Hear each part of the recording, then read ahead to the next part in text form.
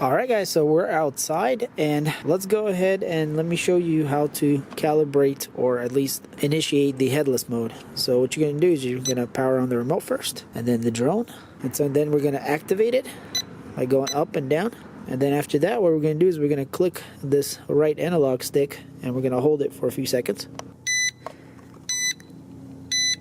And that basically positions the drone to the remote, and so it should be in headless mode now. So let's go ahead and fly it and see what happens.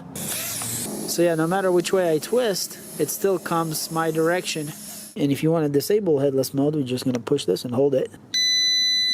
And now it's back to normal. So outdoors, you're now going to really be able to fly it in slow mode. And the way to change it between slow mode and the faster maneuverability mode is you're going to have to click the right analog stick here.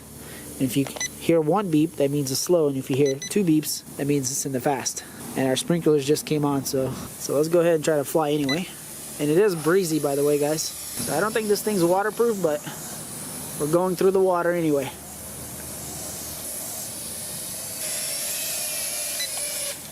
And we'll wait till the sprinklers turn off and we'll try to fly some more. I'm kind of curious if I can do a flip, or a 3D flip they call it. So it flips in every direction actually, which is kind of cool. And it's actually a pretty simple procedure. I'll show you guys in a second. So all you do as you're flying is you push this button here, the one below on the right side, and then go the direction you want to go to do the flip. Push it and then flip it. And that is the 3D flip. Let's do a front flip. Okay. So it won't let me do flips anymore because the battery's low, and that's indicated by the blinking green lights. Let's see how long we can fly it on a low battery, out of curiosity. So I can tell the power is diminished somewhat. Still boogieing along though. Anyways, it just keeps going, so it's probably a good idea to land it because, okay, there it goes. Because you don't want to drain your battery completely. So once it starts blinking, you might as well end it. And that'll, preserve your batteries much longer. So I want to see, how high we can go. Let's at least try to go on top of that cactus here, which is quite far actually. Probably about 15 to 20 feet tall. Let's see if we can go over there. And look at that, no problems. And I can even crash into the cactus. Because of all those guards it has no issues dealing with the cactus even if I'm ramming into it. It's kind of cool. Okay. Alright, so I'm going to try to attempt to show you guys how fast it goes up. I'm going to go straight up.